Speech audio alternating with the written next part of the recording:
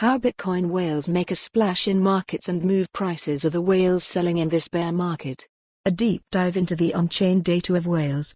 Analysis deriving their names from the size of the massive mammals swimming around the Earth's oceans. Cryptocurrency whales refer to individuals or entities that hold large amounts of cryptocurrency. In the case of Bitcoin, BTC, someone can be considered a whale if they hold over 1,000 BTC, and there are less than 2,500 of them out there. As Bitcoin addresses are pseudonymous, it is oft difficult to ascertain who owns any wallet.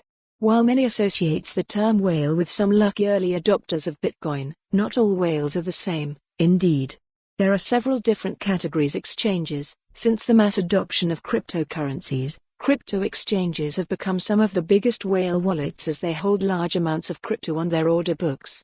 Institutions and corporations. Under CEO Michael Saylor, software firm MicroStrategy has come to hold over 130,000 BTC.